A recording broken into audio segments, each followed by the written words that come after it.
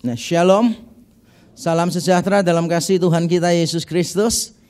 Ini adalah momen-momen Natal, masih menyambut Natal yang sebentar lagi, tinggal 2 hari lagi akan kita rayakan bersama-sama. Dan kita sudah 3 kali hari Minggu membahas tentang perjanjian lama, bagaimana kedatangan Mesias sudah dinubuatkan. Dan hari ini kita belajar bahwa Sang Mesias sudah lahir. Nah, tapi saya ingin memulai dengan perkataan ini, bahwa dunia menawarkan sebuah semangat yang berbeda dengan apa yang ditawarkan oleh Natal.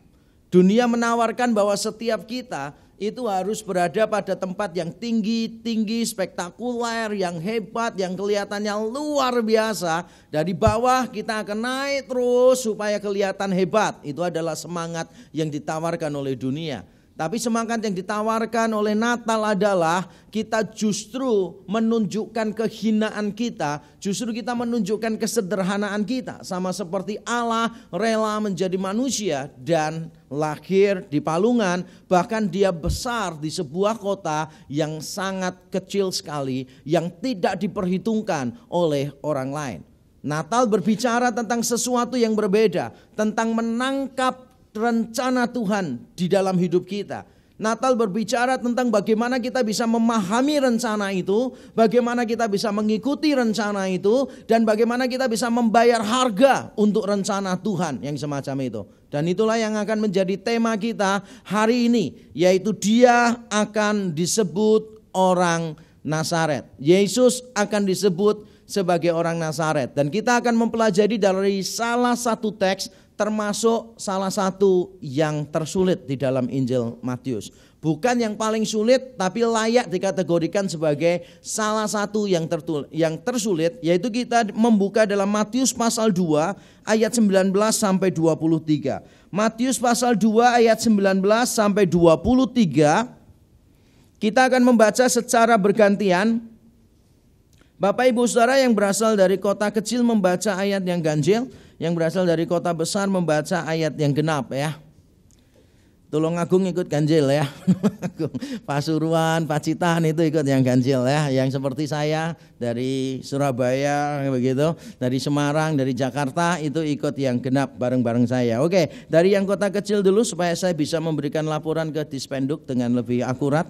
Matius 2 ayat 19 sampai 23, 1, 2, 3. Setelah Herodes mati, nampaklah malaikat Tuhan kepada Yusuf dalam mimpi di Mesir, katanya, bangunlah, ambillah anak itu serta ibunya dan berangkatlah ke tanah Israel, karena mereka yang hendak membunuh anak itu sudah mati. Lalu Yusuf pun bangunlah, diambilnya anak itu serta ibunya dan pergi ke tanah Israel. Tetapi setelah didengarnya bahwa Arkilaus menjadi raja di Yudea menggantikan Herodes ayahnya, ia takut ke sana. Karena dinasihati dalam mimpi, pergilah Yusuf ke daerah Galilea. Setibanya di sana ia pun tinggal di sebuah kota yang bernama Nazaret. Hal itu terjadi supaya genaplah firman yang disampaikan oleh nabi-nabi bahwa ia akan disebut orang Nazaret.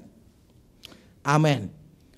Saudara, kisah-kisah Natal itu berbicara tentang rencana Allah. Bicara tentang Allah yang punya sebuah rencana. Allah punya sebuah rencana dan Allah memberitahukan rencana itu kepada kita, dan Allah yang memenuhi rencana itu. Jadi Allah punya, Allah memberitahu, dan Allah memenuhi rencananya. Allah kita bukan Allah yang bekerja dengan mendadak-mendadak. Allah kita bukan orang yang bekerja dengan cara yang semrawut, serabutan, dan suka kaget-kagetan begitu kalau terjadi sesuatu. Dia sudah punya rencana. Semua kisah Natal saudara akan melihat merupakan penggenapan dari perjanjian lama. Berarti Allah punya rencana. Dan Allah memberitahukan rencana itu kepada umatnya, dan Allah memastikan bahwa rencana itu tidak akan pernah gagal.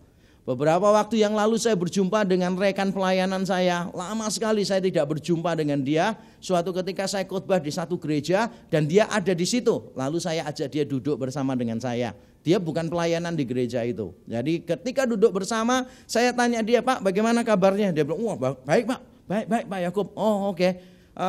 Bapak sekarang pelayanan di mana? Dia bilang, sekarang belum ada pelayanan, tapi saya punya proyek yang besar Pak. Wah, lalu saya tanya, proyeknya apa Pak? Dia jawab gini, rahasia. Terus saya beritahu sama dia, Pak, lain kali kalau nggak mau kasih tahu saya proyeknya apa, nggak usah kasih tahu saya kalau proyeknya besar, ngerti nggak sih? Saya ini baru bisa merasakan loh kesedihan saudara-saudara yang sering di PHP-in orang. Nah itu pada momen itu aja itu. Jadi orang diomongin punya proyek besar, saya tanya proyeknya apa, katanya rahasia begitu kan ya. Nah banyak orang yang tidak punya rencana di dalam hidupnya. Nanti the next 5 years, the next 10 years, apa yang akan dilakukan? Banyak orang tidak punya rencana.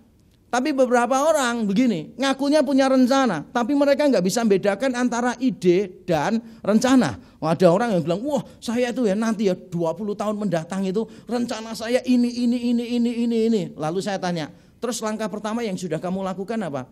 Ya belum ada, itu ide bukan rencana, ngerti maksud saya. Kalau rencana itu berarti ada sesuatu yang sudah mulai dilakukan. Nah Allah kita, dia punya rencana, dia memberitahukan rencananya dan dia memastikan rencananya tidak gagal.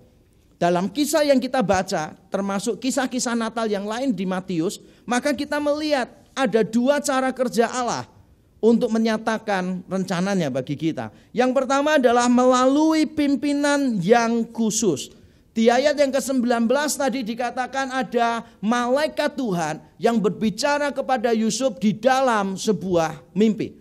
Lalu di ayat 22b juga dikatakan di dalam sebuah mimpi Yusuf diperintahkan untuk pergi ke Galilea. Di ayat 22b tidak ada keterangan malaikat Tuhan.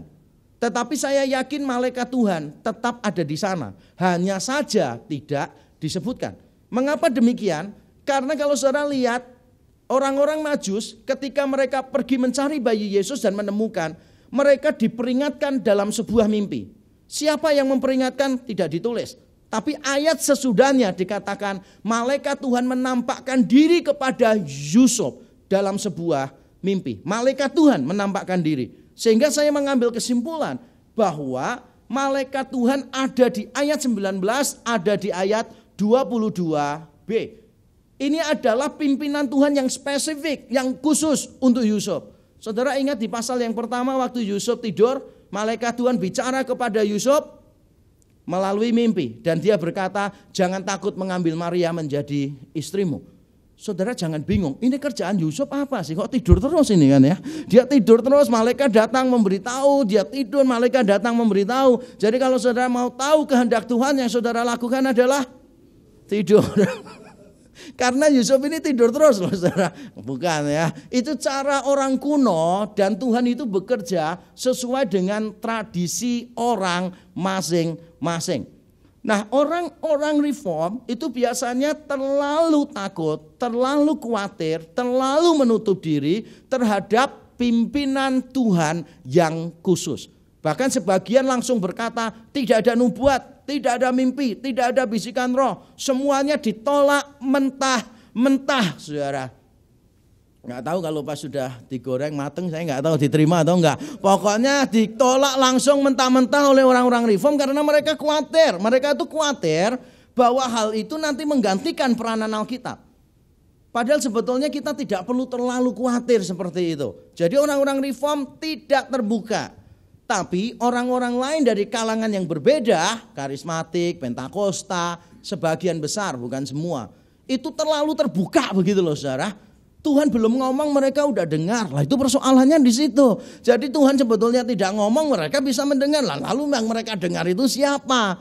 Tapi itulah kita. Masing-masing kita itu bertumbuh dengan budaya kita sendiri-sendiri.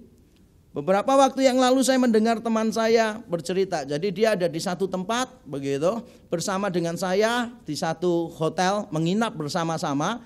Suatu ketika saya sedang tidak ada di hotel itu dan terjadi gempa.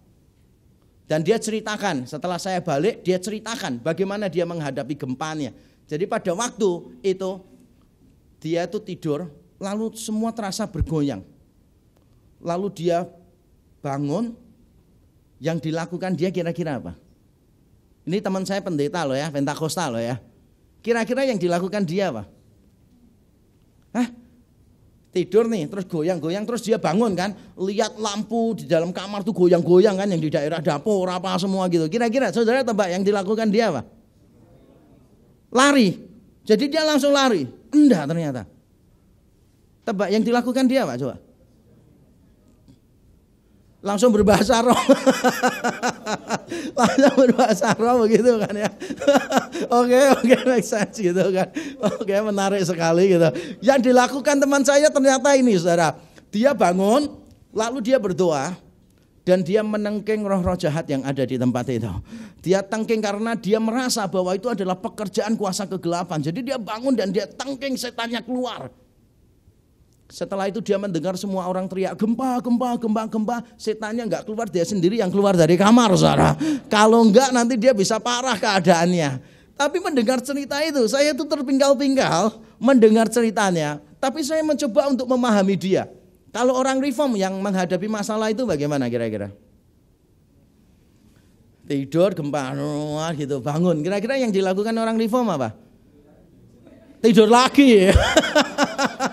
Oh memang males kok ya orang reform ya, tidur lagi. Enggak, tidur lagi itu karena berserah kepada Tuhan, Tuhan berdaulat penuh ya kan. Langsung Westminster Confession of Faith bagian yang ketiga, God foreordained whatsoever comes to pass gitu kan. Langsung tetap tidur lagi gitu. Kalau orang reform mungkin bangun terus tidur lagi karena berserah sama Tuhan. Atau mungkin kalau dia orang reform dia bangun lalu buka konkordansi. Gempa di dalam Alkitab muncul di mana saja gitu kan. Terus dia selidiki pandangan teologis Alkitab terhadap gempa begitu kan. Belum sempat kalimat kedua dia udah bertemu sama Tuhan sendiri ya. Masing-masing kita itu bertumbuh di dalam kultur yang berbeda-beda. Tapi saya ingin supaya kita itu membaca Alkitab apa adanya.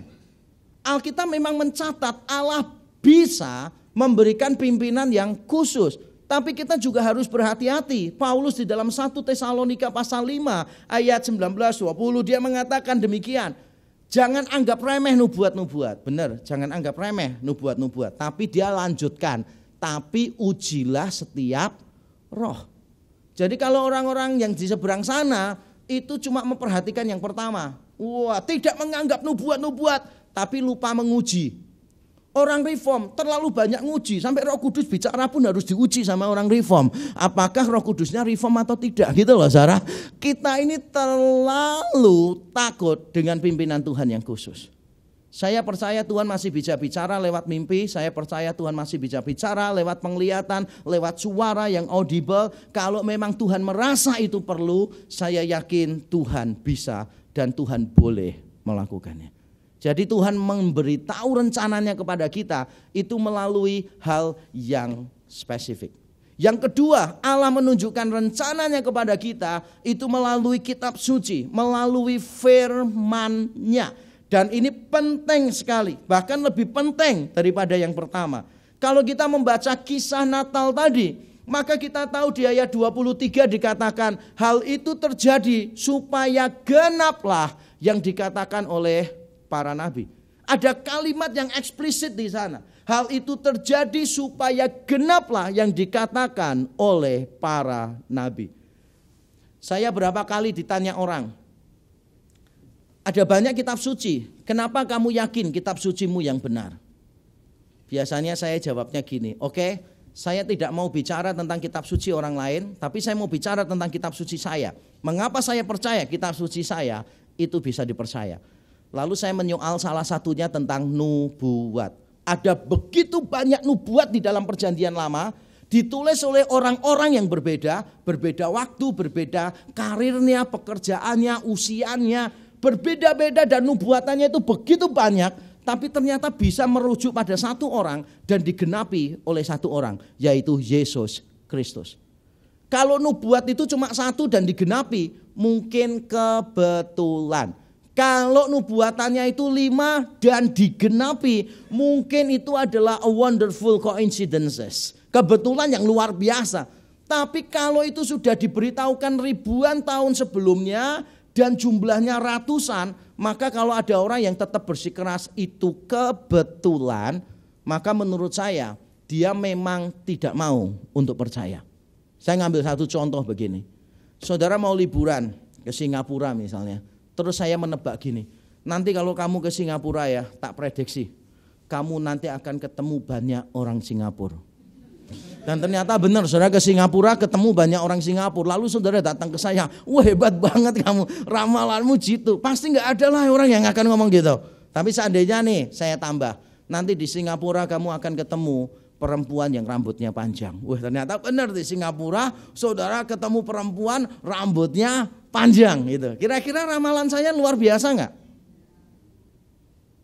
Nggak luar biasa karena di Singapura banyak perempuan rambutnya panjang. Kecuali kalau saya bilang begini, nanti kalau kamu ya liburan ke Papua, kamu akan berjumpa dengan perempuan yang rambutnya panjang sampai ke sini.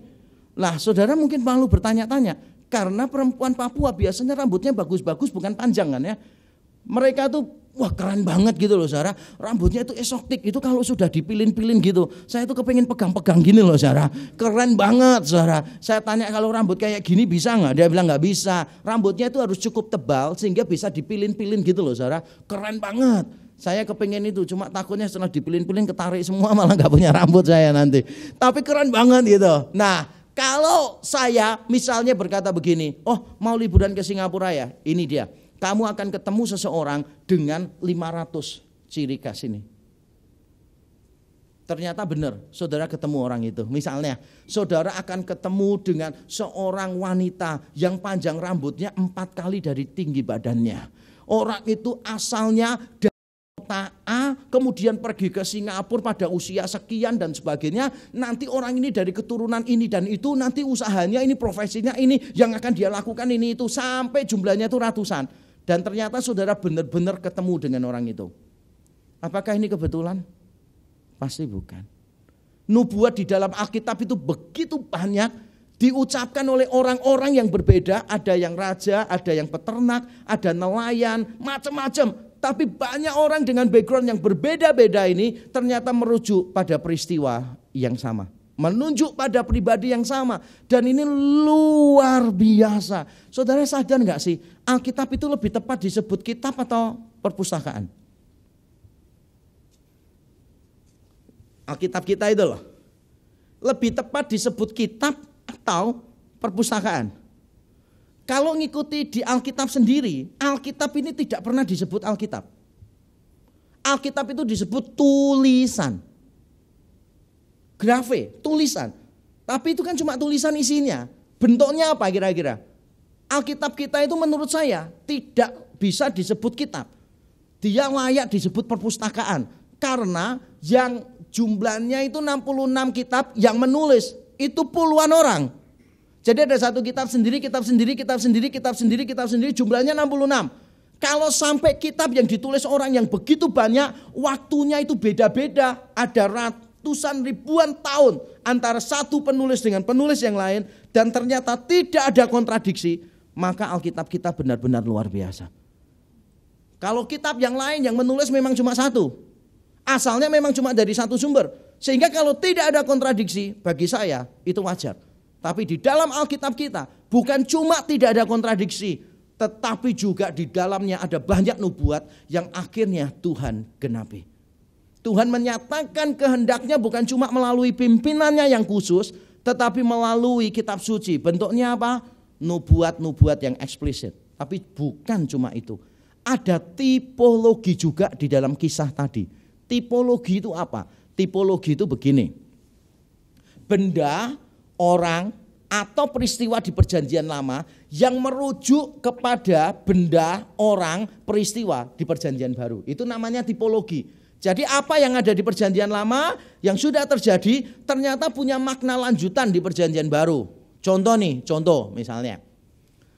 Adam dan Hawa setelah jatuh dalam dosa menutupi ketelanjangannya dengan daun ara. Lalu Tuhan mengganti dengan kulit binatang. Itu tipologi.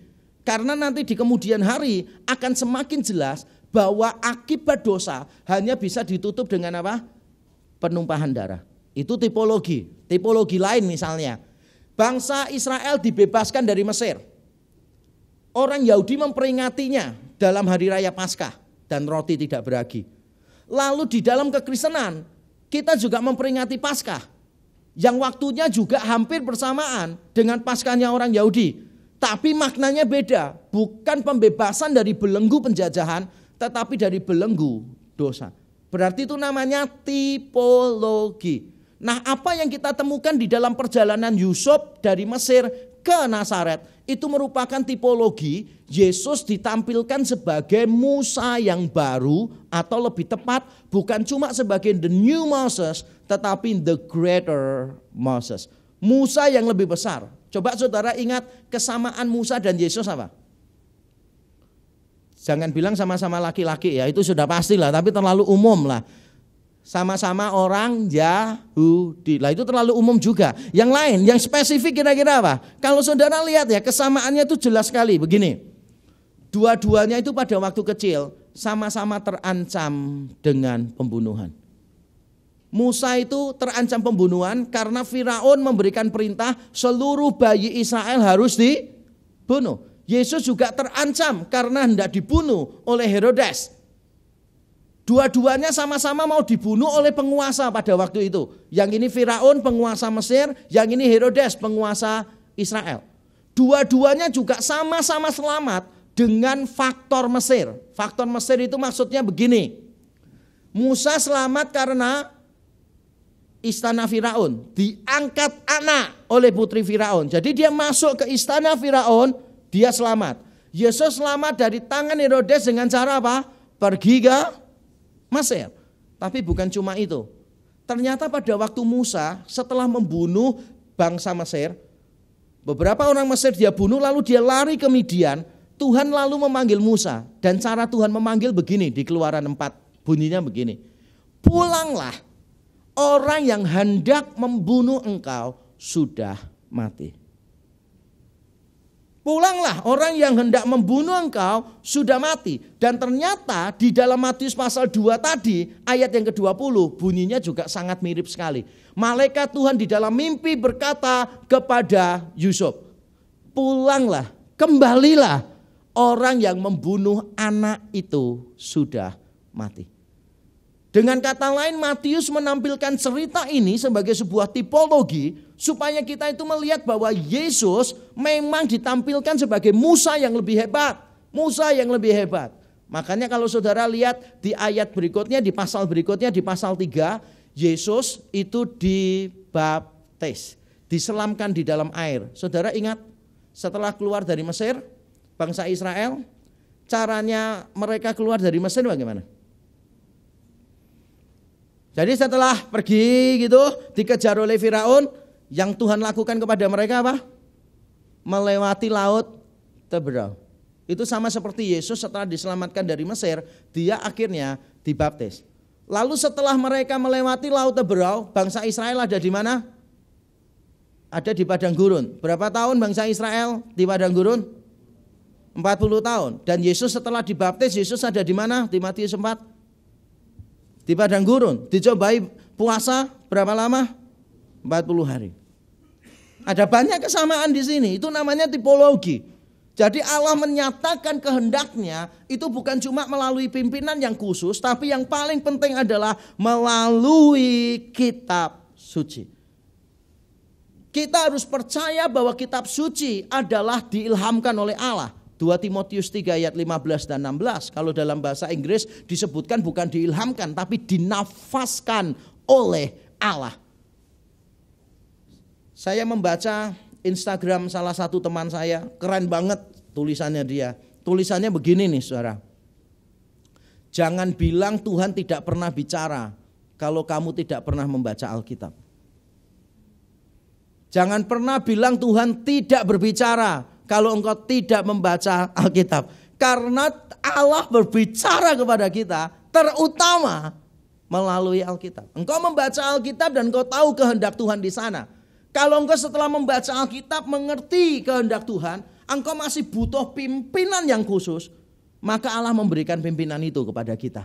Tapi jangan dibalik. Yang paling penting pimpinannya, Alkitabnya dibuang.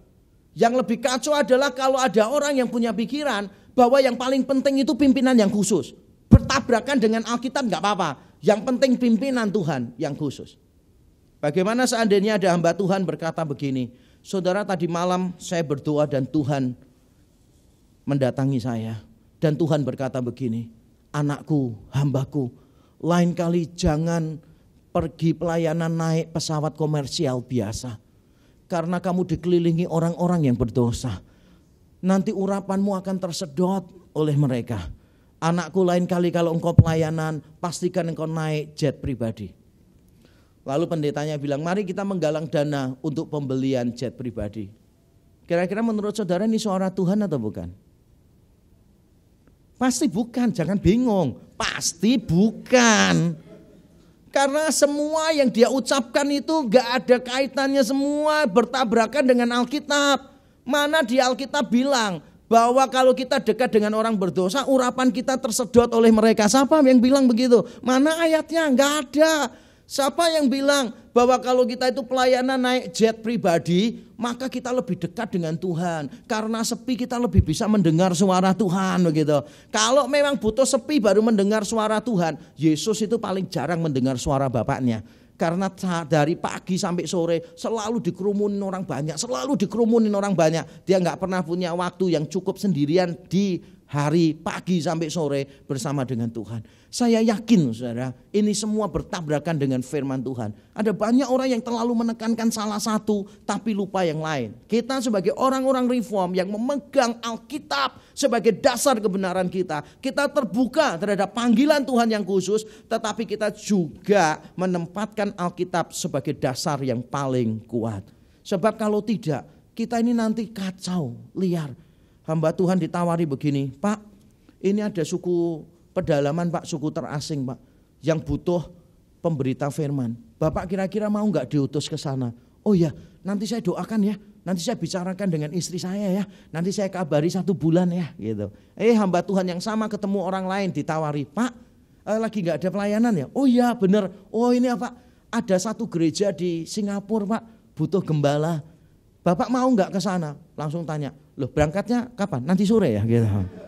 Kalau tawarannya Singapura gak perlu doa, gak perlu meeting sama keluarga, langsung diiyakan gitu kan. Sama kalau kita gak punya pedoman ya kita akan menjadi liar kayak gitu. Nanti kalau doa nyari pacar gitu kan, semakin berdoa gini, tiba-tiba ada gambaran cewek, semakin lama semakin jelas. Cantik ternyata cewek dia gitu loh. Lalu dia semakin pertajam lagi visualisasi rohaninya. Dia dapat gambaran yang jelas banget tentang perempuan ini. Lalu amin dia bilang, oke, nanti kalau aku ketemu wanita seperti itu, berarti itu jodoh dari Tuhan. Coba seandainya dibalik, saudara waktu berdoa ada gambar yang tambah lama tambah jelas. Wah ternyata ceweknya jelek. Saudara nafsirkannya apa? Wah ini kuasa kegelapan nih, dalam nama Yesus setan keluar, jangan mengganggu aku ya kan. Lah terus dasarnya apa gitu loh saudara. Dasarnya apa untuk bilang ini pimpinan Tuhan dan bukan pimpinan Tuhan? Makanya harus hati-hati tapi terbuka. Amin. Hati-hati tapi terbuka. Itu cara Tuhan memberitahu kita rencananya. Lalu saudara bilang begini, kalau ada kitab suci, ada pimpinan Tuhan yang khusus, berarti memahami kehendak Tuhan itu mudah. Salah. Memahami kehendak Tuhan itu tidak mudah. Walaupun kita sudah punya kitab suci, sudah ada pimpinan Tuhan yang khusus, kadang-kala tidak mudah. Dan itu yang dialami oleh Yusuf. Tuhan menyatakan kehendaknya kepada Yusuf, tapi Yusuf juga harus memberi respons yang tepat. Yaitu apa? Menggunakan akal budinya. Mengetahui rencana Allah itu menuntut pembaruan dan latihan pikiran yang terus menerus. Kalau engkau mau tahu rencana Tuhan di dalam hidupmu, maka engkau harus menggunakan akal budi yang sudah dibaharui ini, yang sudah ditebus ini, engkau pakai untuk bergumul, mencari tahu, memasang semua pieces of puzzles itu di dalam hidupmu. Tidak gampang, memang tidak gampang. Tapi itu yang terjadi dengan Yusuf. Misalnya, di ayat yang ke-20 Tuhan bicara begini, Yusuf, kembalilah ke tanah Israel. Kira-kira pimpinan Tuhan ini sudah jelas atau tidak? Terima kasih jawabannya. Kalau seandainya saudara itu jadi Yusuf nih, saudara ada di Mesir. Lalu Tuhan bilang gini, Yusuf kembalilah ke tanah Israel. Sebab orang yang mau membunuh anak itu sudah mati. Kira-kira kalimat ini jelas atau tidak? Jelas ya, harus kembali ke tanah Israel. Pertanyaan saya, kotanya mana? Tanah Israel itu bisa merujuk pada provinsi Yudea, bisa merujuk provinsi Galilea. Kalau dihitung-hitung jumlah kotanya itu ratusan. Tapi malaikat cuma bilang begini, balik ke tanah Israel. Kira-kira Yusuf itu bingung gak ya ke tanah mana, ke kota mana? Tuhan gak kasih pimpinannya dengan jelas loh. Saudara kalau jadi Yusuf minta apa? Tuhan bicara begini, Yusuf balik ke tanah Israel. Atau saudara minta Tuhan send location. Saudara tinggal ikutin GPS-nya. Loh jujur saudara pasti lebih senang yang kedua bukan? Semuanya jadi jelas kok. Daripada Tuhan bilang ayo pergi ke tanah Israel. Bukankah Tuhan lebih baik bilang gini, Yusuf baliklah. Misalnya nih ya, ke kota Yerusalem, RT 5, RW 5 gitu kan ya. Kelurahan apa-apa Dorugi misalnya gitu kan. Kalau ada alamat lengkapnya itu lebih enak. Tapi Tuhan cuma bilang begini, Yusuf balik ke tanah Israel. Yusuf itu harus menggunakan pikirannya. Tanah Israel ke kota mana? Kira-kira yang dipikirkan Yusuf apa? Kota apa kira-kira? Kan Yusuf pergi toh ya. Menuju ke provinsi Yudea. Yusuf pergi kemana? Walaupun saya belum ngecek GPS-nya dia. Tapi saya menduga Yusuf ini kembali ke Bethlehem. Karena dia kan dari Bethlehem disuruh pergi ke Mesir kan. Setelah aman disuruh balik. Ya pikirannya Yusuf mesti ke Bethlehem dong. Ke provinsi Yudea. Nah Yusuf akhirnya siap-siap pergi menuju provinsi Yudea. Tapi di ayat 22a dikatakan dia mendengar bahwa Arkelaus anak Herodes menjadi raja di provinsi Yudea. Lalu dia takut menuju ke sana. Siapa yang kasih tahu? Kali ini bukan lewat mimpi. Sehingga saya menduga Yusuf tahu ini dari orang-orang lain. Jadi dari dulu itu orang kalau berpergian itu berusaha supaya berkelompok sebisa mungkin. Dan di beberapa tempat itu disediakan public shelters. Jadi tempat pengungsian, tempat untuk perteduhan yang umum. Supaya orang itu saling menjaga satu dengan yang lain. Karena banyak penyamun dan sebagainya. Nah mungkin Yusuf dalam perjalanan menuju Yudea, lalu dia mendengar orang-orang bercerita, kamu tahu nggak yang gantikan Herodes Agung itu siapa? Yang gantikan Herodes Agung itu anak-anaknya. Jadi kekuasaannya Herodes Agung itu dibagi kepada anak-anaknya. Ada yang dikasihkan ke Herodes Arkelaus, ada yang diberikan kepada Herodes Filipus, ada Herodes Agripa dan sebagainya. Saudara jangan bingung, Herodes kok nggak mati-mati gitu kan ya. Kalau saudara lihat Matius 2 udah mati, nanti Matius berapa keluar lagi, Matius berapa keluar lagi, Kisah Rasul keluar lagi. Saudara jangan sampai punya pikiran Herodes ini layak disebut sebagai orang yang paling kejam. Karena dia mumi, nggak pernah bisa mati nih terus, hidup terus, salah. Herodes itu bukan nama orang, Herodes itu nama bangsawan. Kalau dalam konteks Indonesia mungkin Pakubuwono dan Hamengkubuwono. Jadi ada 1, 2, 3. Jangan bingung. Ada Herodes Agripa, Herodes Agung, Herodes Filipus, Herodes Arkelaus, banyak. Sama seperti Firaun juga gitu. Firaun itu nama gelar kebangsaan. Nanti ada Firaun A, B, C, D gitu. Jangan bingung sebab ada anak sekolah minggu tanya, ini Firaun kenapa enggak mati-mati ya dari dulu sampai sekarang gitu. Ya jelas enggak mati wong karena itu dinasti kok. Nah Yusuf mendengar, tahu enggak? Yang menggantikan Herodes itu anak-anaknya. Dan kebetulan daerah Yudea, provinsi ini dikuasai oleh anaknya yang bernama Arkelaus. Lalu Yusuf ketakutan masuk ke provinsi Yudea. Kenapa ketakutan? Karena Arkelaus sama kejamnya dengan ayahnya. Menurut catatan Flavius Josephus, sejarawan Yahudi abad yang pertama, Arkelaus di awal-awal pemerintahannya, dia itu menghadapi gejolak politik dan keamanan, lalu dia melakukan tindakan-tindakan yang benar-benar sangat menekan sekali.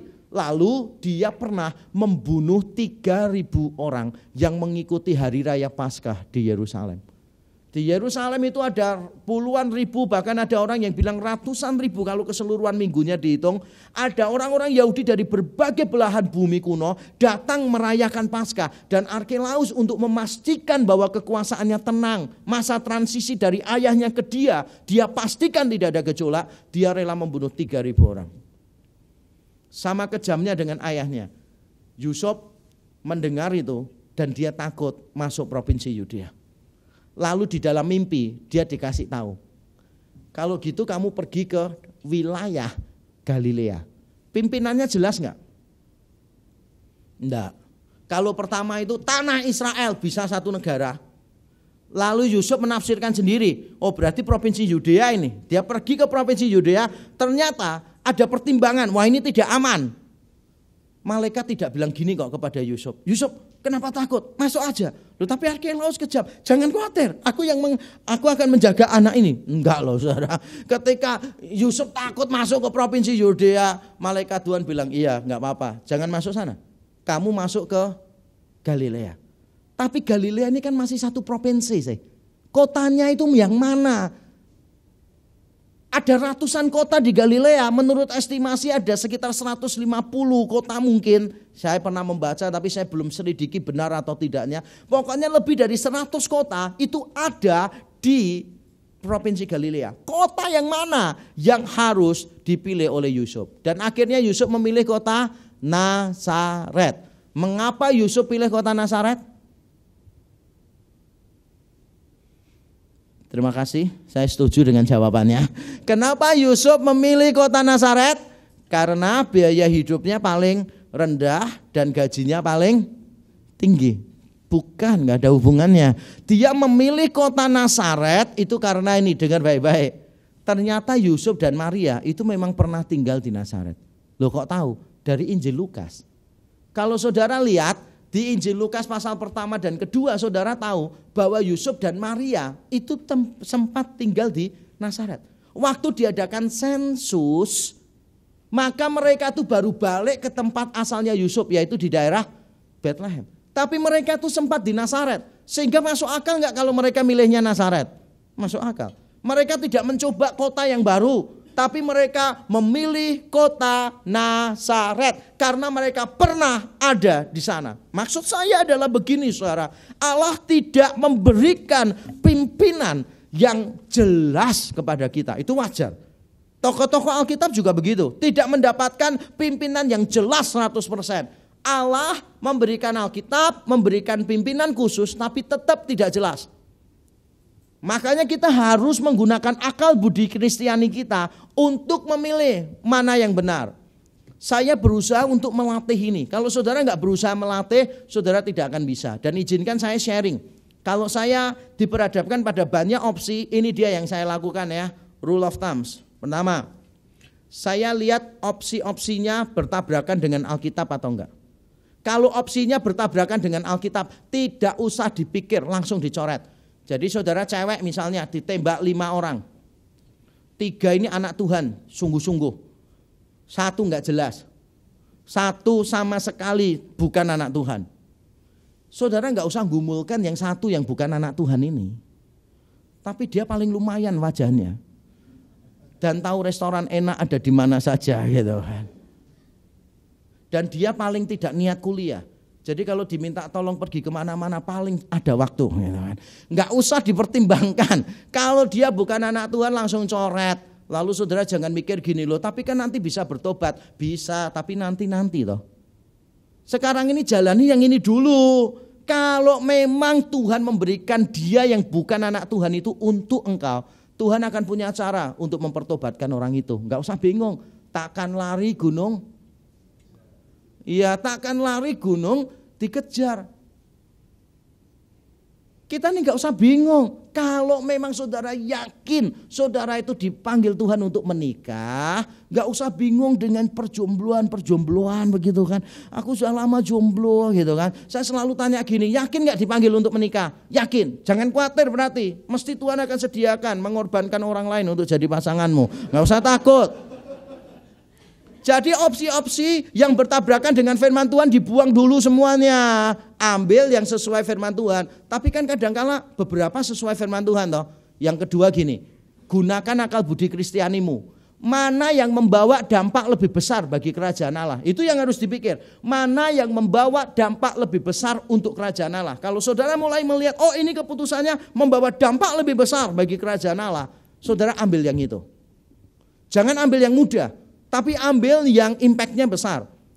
Anak saya yang pertama, si Calvin, sejak tahun lalu SMA kelas 2 mungkin awal 2 tahun lalu dia bilang, "Pak, Apin mau kuliah di Amerika." Saya bilang, "Oke, berdoa aja kalau Tuhan memang mau kamu kuliah di Amerika, ya pasti Tuhan sediakan uangnya.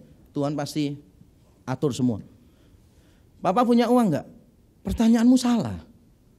Pertanyaanmu, kamu itu dipimpin Tuhan kuliah di Amerika enggak? Kalau memang panggilan Tuhan buat kamu kuliahnya di Amerika, don't worry, pasti bisa. Wah, lalu dia semangat, cari sekolah apa semua gitu kan. Suatu ketika dia datangi saya, dia bilang gini, "Pak, ini Pak, dapat sekolah Pak. 1 tahun bayarnya sekian Pak. Berarti tiap bulan Papa bayarnya sekian. Papa bisa bayar enggak?" Saya bilang, "Bisa. Tapi nanti pada waktu kamu wisuda, kamu sebatang kara. Papa, mama, adikmu udah lama mati sejak semester pertama karena nggak bisa makan untuk biaya kuliahmu semua gitu kan." Gitu. Terus berarti nggak bisa ya Pak ya. Kamu tafsirkan sendirilah gitu kan. Kalau kamu mau wisuda sebatang kara ya silahkan kan gitu kan. Nanti gelarnya sarjana tanpa apa-apa kan gitu kan. Sarjana sebatang kara gitu. Lalu dia bilang, "Oke Pak, kalau gitu nyari sekolah lainnya Pak." Nyari gitu kan. Terus setelah nyari gitu kan, "Pak, saudari ini gitu lah." Sampai akhirnya dia bilang gini, "Pak, udahlah, Apin kerja dulu aja lah. Apin kerja setahun di Amerika, setelah itu uangnya Apin pakai untuk kuliah." Saya bilang, "Oke, kamu mau kerja bagus, tapi jangan mikir itu dulu. Kalau kamu tuh berdoa dan memang pimpinan Tuhan kamu ke Amerika, Tuhan pasti buka jalan." Lalu gak lama dia datang gini, "Pak, ada sekolah Pak, gratis, bener-bener gratis Pak." Terus saya cek rankingnya di Amerika, saya cek di internet, gak ada ranking sama sekali sekolahnya. Terus saya beritahu dia, ini sekolah gak ada ranking sama sekali gitu kan. Dan yang lebih parah itu dari aliran yang sedikit sesat gitu, tapi gratis gitu kan. Ada beberapa gitu kan. Saya beritahu dia, jangan sekolah yang gratis gitu. Dan peringkatnya itu jelek masalahnya. Lah kalau bisa peringkat yang bagus, kenapa ngambil peringkat yang jelek? Saya tidak menyalahkan kalau memang tidak ada pilihan lain gitu. Saya beritahu anak saya, jangan ambil yang peringkatnya jelek-jelek begini. Jangan yang gratis. Nanti kamu nggak beriman, Papa nggak beriman. Ini kalau kamu pilih ini ya, Papa pasti bisa bayar. Jadi jangan pilih yang Papa pasti nggak bisa bayar atau yang Papa pasti bisa bayar gitu loh. Jadi pilih di tengah-tengahnya supaya iman kita itu sehat. Ngerti nggak? Beriman ini, beriman itu begitu kan. Akhirnya oleh pimpinan Tuhan lah, to make the story very short, akhirnya Tuhan pertemukan ini itu, akhirnya dia bisa sekolah di satu sekolah yang rankingnya cukup baik. Memang bukan yang top banget, tetapi cukup baik di Amerika. Dan itu tidak memberatkan sama sekali, itu pimpinan Tuhan. Jadi saya mencoba untuk melihat mengapa saya mendukung dia untuk sekolah di Amerika. Saudara yang gak bisa sekolah di luar negeri jangan kecil hati. Karena saya yakin rencana Tuhan untuk masing-masing kita berbeda-beda. Karena rencananya berbeda-beda, maka cara Tuhan mempersiapkan juga berbeda-beda. Tapi saya suka orang sekolah di Amerika itu bukan karena pengetahuan, bukan. Tapi karena wawasan. Kalau pengetahuan gak perlu susah-susah di Amerika, biaya mahal. Beli buku tiap pagi sampai malam baca terus. Saya yakin lebih pintar. Karena saya sudah lihat banyak orang lulusan luar negeri juga gak terlalu pintar kok saudara. Justru orang yang gak pernah ke luar negeri rajin baca malah pintar. Jadi yang paling penting itu bukan pengetahuannya, tapi apa? Wawasannya, horizonnya menjadi lebih luas. Jadi saya tes dulu. Pertama, opsinya sesuai firman Tuhan enggak? Kalau sesuai firman Tuhan, yang kedua, mana yang membawa impact yang lebih besar untuk kerajaan Allah sesuai panggilannya dia. Yang ketiga ini, motivasinya apa? Motivasinya apa? Mau nyekolahkan anak ke luar negeri, motivasinya apa? Saudara mau ngambil satu pekerjaan, motivasinya apa? Apakah motivasinya untuk kebanggaanmu sendiri, untuk mencapai reputasi dan sebagainya, untuk mencapai gelar, mencapai yang macam-macam yang sifatnya duniawi. Gelar enggak salah, reputasi enggak salah, keberhasilan tidak salah. Tapi kalau itu menjadi motivasi utamamu dan satu-satunya, maka itu menjadi sesuatu yang keliru. Motivasinya apa? Nah, kalau sudah motivasinya yang keempat ini, cari orang yang sudah pernah ada di tempat itu. Jadi dulu saya pada waktu jadi hamba Tuhan, saya itu cari gini. Saya mau jadi misionaris, saya kumpul dengan beberapa misionaris, tanya-tanya. Wah, saya lihat, oh berarti panggilan saya bukan itu. Lalu saya ketika tahu panggilannya mungkin jadi dosen, saya mencoba dekat dengan beberapa dosen, bertanya bagaimana mereka belajar dan seterusnya. Saya semakin yakin bahwa panggilan saya adalah mengajar. Waktu saya jadi gembala sidang, saya juga berjumpa dengan beberapa orang yang sangat bagus di dalam penggembalaan. Dan itulah yang mendorong saya untuk tahu, oh dunia penggembalaan begini. Saya masih ingat benar saudara, ketika saya semester 1 pada waktu saya masih S1, strata 1.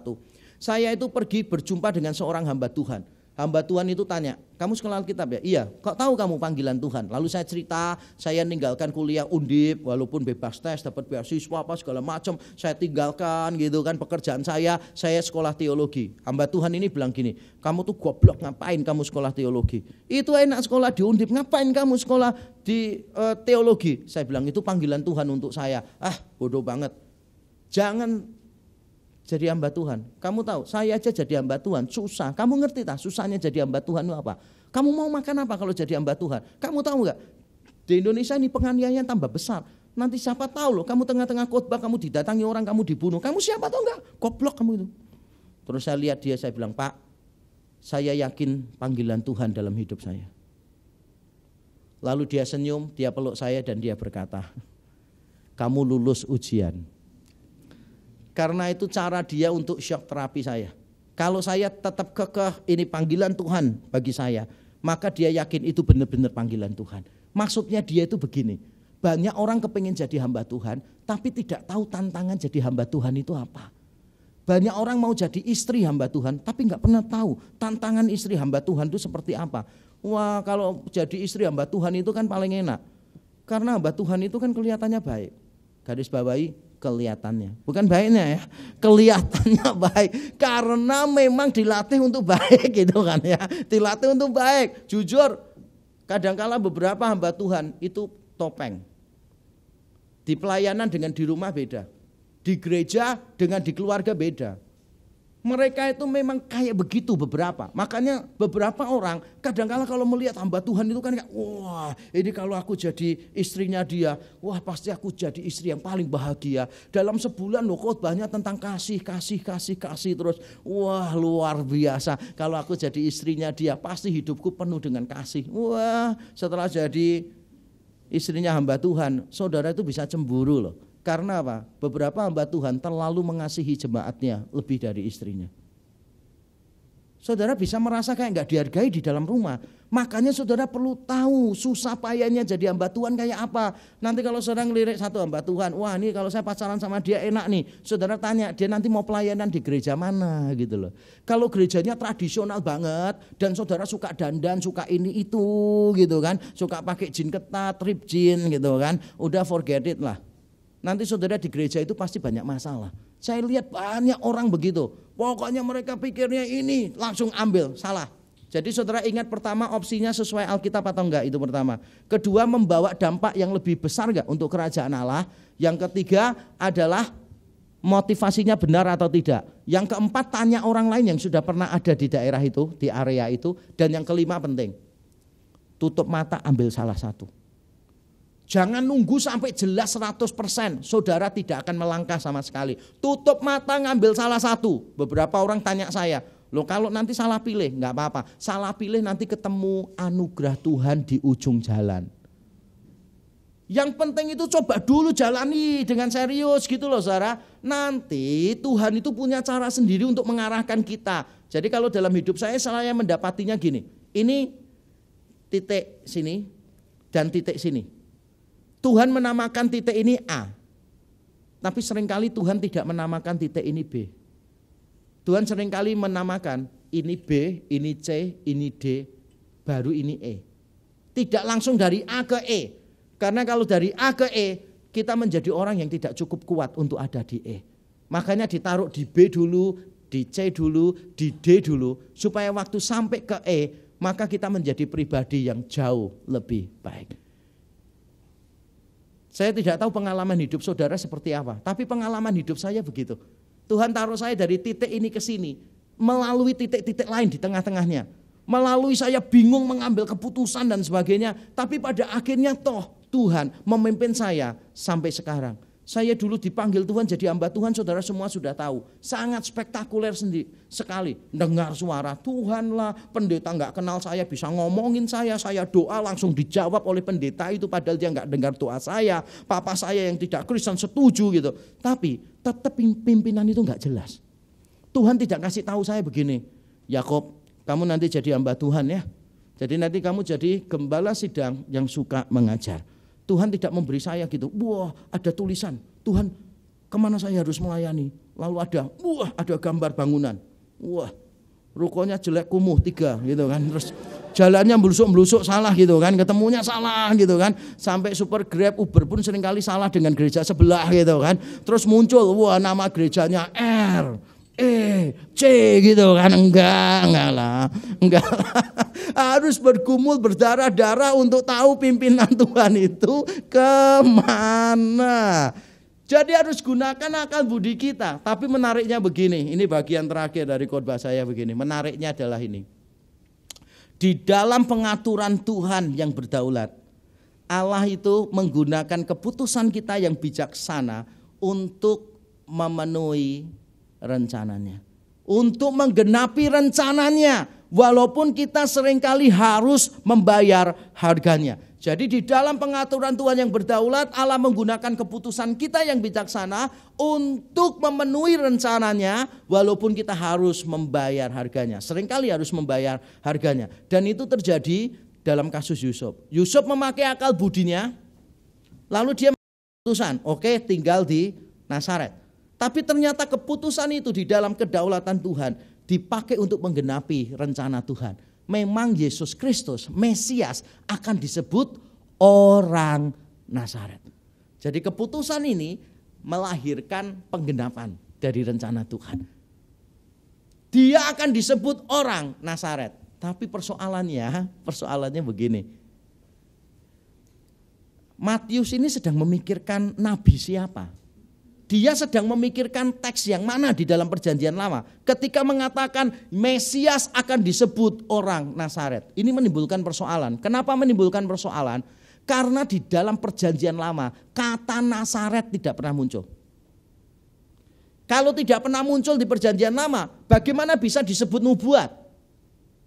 Bukan cuma itu. Menurut penelitian arkeologis, Nazaret ini termasuk kota yang baru. Ribuan tahun sebelumnya belum ada nih Nazaret. Lah kalau memang kotanya itu masih relatively new pada zaman itu, new itu bukan baru kemarin ada begitu, bukan. Baru itu ya bukan ribuan tahun gitu loh saudara, bukan ribuan tahun. Jangan bayangkan tidak baru ini berarti wah tahun lalu nggak ada, janganlah. Itu kan kayak ceritanya supir taksi Indonesia kan sama turis Jepang itu kan. Jadi turis Jepang itu naik taksi, kemudian dia tanya, wah ini bagus banget bangunannya. Ini berapa lama bangun gini? Terus dijawab sama supir taksinya, wah ini kita bangunnya 2 tahun. Waduh lama banget ya. Di tempat saya 1 tahun selesai. Gitu. Terus jalan lagi gitu kan. Terus lihat ada jembatan yang bagus. Wah ini jembatannya bagus ini. Wah berapa lama bangun sini? Supir taksinya jawab, wah ini 1 tahun. Oh masih lama ya. Kalau di tempatku cuma setengah tahun bangun jembatan ini. Lalu lewat lagi ada bangunan besar. Wah turisnya bilang, wah kalau ini keren banget ini keren banget. Berapa lama nih bangun ini gitu kan. Dijawab, wah kalau ini sih bangunnya setengah tahun. Oh masih terlalu lama. Di negara saya bangun begini cuma 3 bulan. Supir taksinya ini kalah terus dan jengkel, mangkel gitu loh saudara. Sama turisnya ini kan. Lalu jalan lagi gitu kan. Terus ada, wah gedung bagus.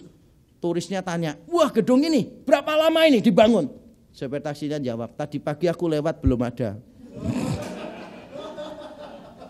Turisnya langsung diem, saudara, kalah cepet semuanya.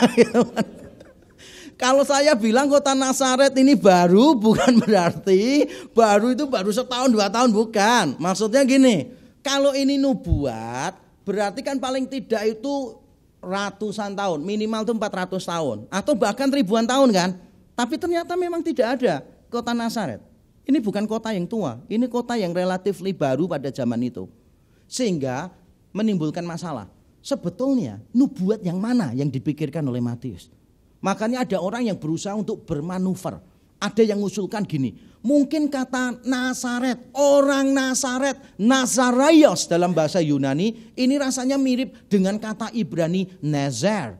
Kata Nezer itu artinya taruk. Di Yesaya 11 ayat 1 ada nubuat bahwa Mesias itu akan lahir dari keturunan Daud, dari keturunan Isai, tunas Isai, itu taruk akan muncul. Nah kata taruk di situ bahasa Ibraninya Nezer, mungkin mirip dengan bahasa Yunaninya Nazaraios, mungkin Ibrani Nezer dengan Yunani Nazaraios. Tapi menurut saya ini kurang tepat. Karena berkaitannya itu dengan kota, bukan dengan keturunan. Dengan kota Nazaret memang. Pindah dari Mesir ke Nazaret lalu menggenapi nubuat itu. Ada yang punya usulan gini, mungkin ya. Ini merujuk pada kata Ibrani Nazir. Kata Nazir mirip dengan Nazaraios. Nazir itu artinya orang yang tidak boleh minum alkohol karena dia dipimpin Tuhan secara khusus untuk tugas yang khusus. Dan di dalam kitab Nabi-Nabi ada salah satu orang yang disebut Nazir yang tidak boleh memotong rambutnya, bernama Simson. Mungkin ini adalah Yesus maksudnya disebut sebagai Nazir Allah. Orang yang khusus dipakai Allah untuk tugas yang khusus pula. Tapi menurut saya ini juga tidak tepat. Karena ini kaitannya dengan kota. Yusuf dari Mesir ke Nazaret dan menggenapi nubuat, Yesus disebut orang Nazaret. Menurut saya di antara semua opsi yang ada, saya lebih setuju menafsirkannya begini. Nasib Mesias akan sama dengan nasib penduduk kota Niniwe. Atau dengan kata lain begini, Mesias nanti akan dipandang rendah sama seperti penduduk kota Nazaret dipandang rendah di abad yang pertama. Dan mengapa saya lebih setuju dengan opsi ini? Karena kalau saudara melihat ayat 23, Matius 2:23, kalimat yang dipakai Matius itu beda dengan kalimat-kalimat sebelumnya. Di ayat 23 bunyinya begini, hal itu terjadi supaya genaplah yang dikatakan oleh nabi-nabi, jamak. Bahwa, ada kata sambung, bahwa ia akan disebut orang Nazaret tanpa tanda kutip. Memang di teks asli kan memang gak ada tanda kutip. Tapi saudara perhatikan nabi-nabinya itu jamak. Lalu ada tambahan kata sambung bahwa dalam teks Yunaninya hoti. Nah ini beda dengan di Matius 1. Waktu Yusuf mendapatkan mimpi untuk mengambil Maria sebagai istrinya, bunyinya begini. Hal itu terjadi supaya genaplah yang dikatakan oleh nabi. Atau mungkin di ayat-ayat selanjutnya dikatakan oleh nabi Yeremia, dikatakan oleh nabi Yesaya. Bentuknya itu tunggal, kadangkala ada namanya. Kali ini di Matius 2:23, nabi, jamak. Tidak ada namanya. Lalu bukan kutipan langsung. Ada kata sambung bahwa, hoti. Yang di lain-lain gak ada kata sambung hoti. Berarti Matius sebetulnya tidak sedang memikirkan nabi tertentu. Matius tidak sedang memikirkan teks perjanjian lama tertentu. Tapi dia sedang merangkum beberapa nubuat dari beberapa nabi yang membawa satu pesan. Pesannya adalah begini, Mesias nanti akan dipandang hina sama seperti penduduk kota Nazaret dipandang hina. Dan mari saya terangkan satu persatu. Mesias itu dinubuatkan sebagai Mesias yang menderita. Kalau saudara membaca kitab Sakaria, saudara akan tahu bahwa Mesias itu adalah gembala yang ditolak oleh domba-dombanya. Bahkan di dalam Sakaria dikatakan demikian, dia akan tertikam. Penduduk kota Yerusalem akan menikam orang itu. Dikatakan demikian di kitab Sakaria. Mereka akan melihat kepada dia yang mereka tikam. Di dalam Yesaya 52 dan 53 itu terkenal sekali sebagai the suffering Messiah. Teks berbicara tentang Mesias yang menderita. Dikatakan ia itu rupanya tidak seperti manusia lagi. Kita tidak menganggapnya, orang tidak menghiraukan dia. Bagi kita ia tidak masuk hitungan. Dihina luar biasa. Tapi justru penyakit kitalah yang ditanggungnya. Kutuk kitalah yang dia letakkan di bahunya. Saudara, Mesias yang dinantikan, Mesias yang dinubuatkan adalah Mesias yang menderita, dihina, disepelekan orang, tidak dipandang oleh orang. Dan nasib Mesias ini sama seperti nasib penduduk kota Nazaret. Kota Nazaret itu kota yang kecil sekali di daerah pegunungan di provinsi Galilea. Orang tidak menganggap Nazaret. Bahkan kalau saudara membaca Yohanes pasal 1. Waktu Filipus berkata kepada Natanael, kami telah menemukan Mesias, yaitu Yesus orang Nazaret. Jawaban Natanael begini, apakah ada yang baik yang keluar dari Nazaret? Nazaret itu bukan cuma kecil, tapi dianggap remeh, dianggap hina oleh orang-orang Yahudi abad pertama. Tapi itulah nasib yang sama yang akan menimpa Yesus Kristus. Yang menariknya adalah justru dari tempat yang kecil seperti Bethlehem di Yudea, Dari tempat yang kecil seperti Nazaret di Galilea yang tidak dipandang orang, muncul Mesias. Tuhan punya rencana besar untuk kita.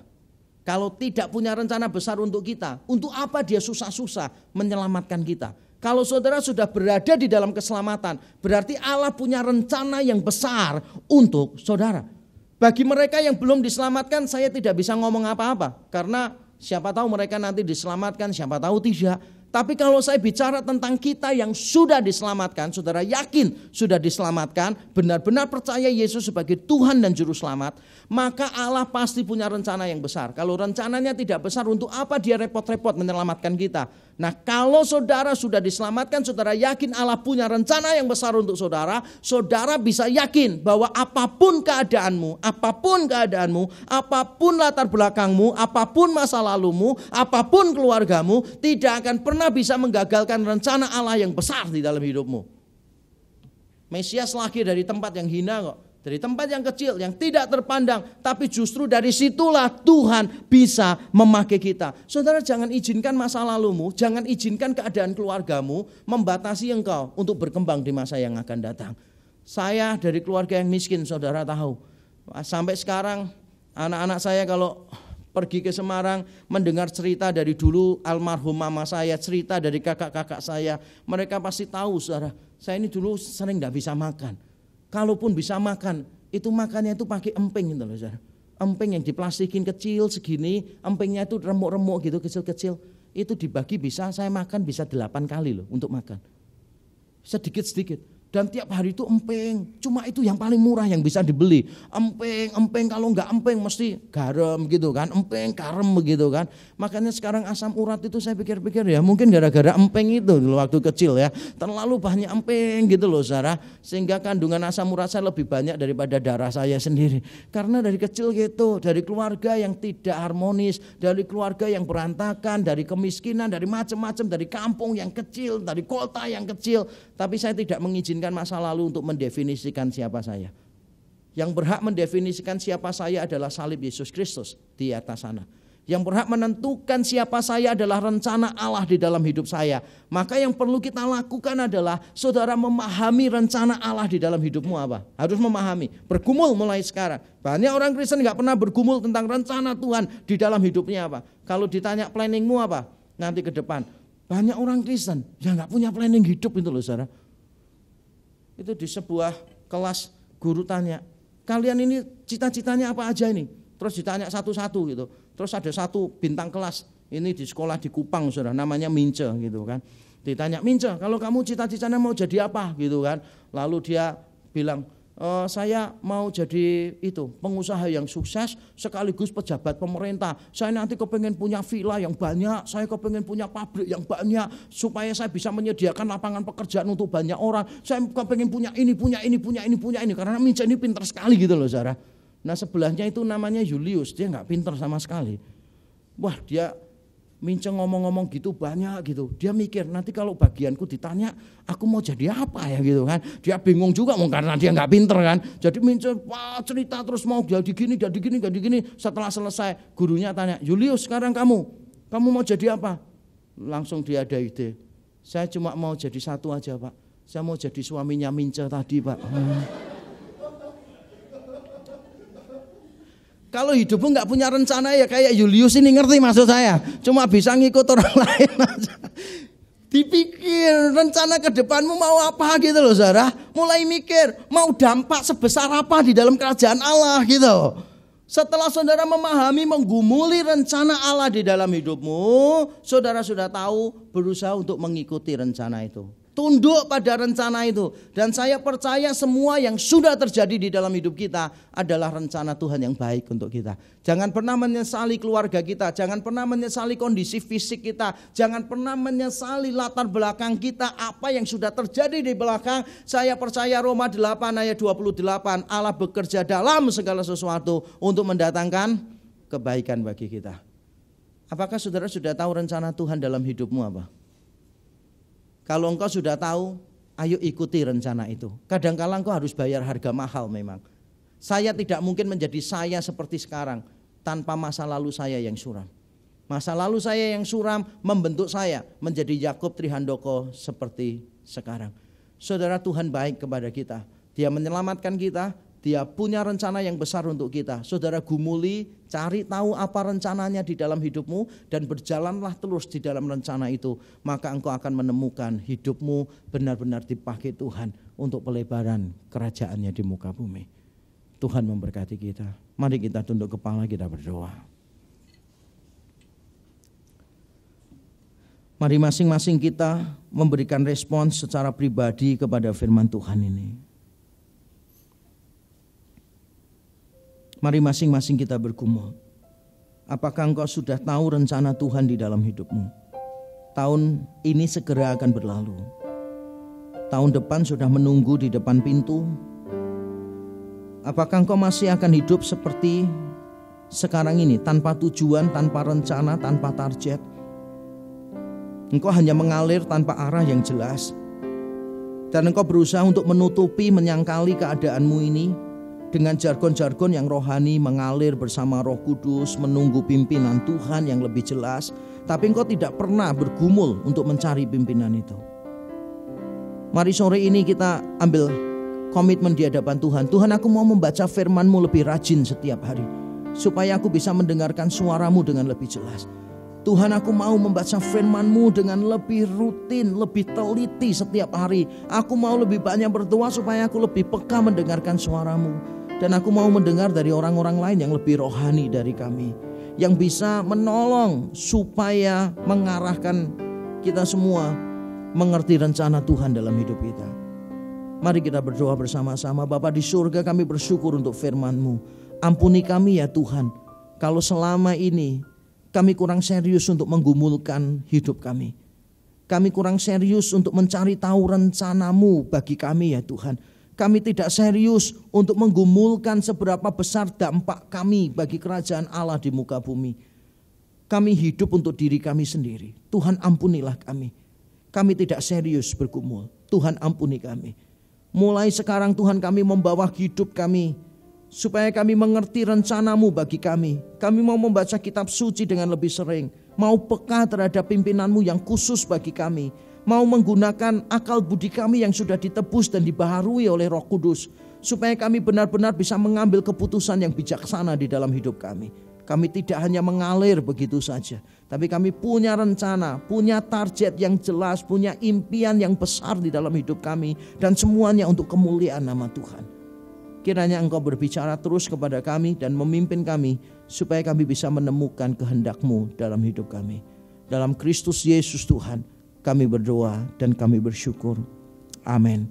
Tuhan memberkati kita.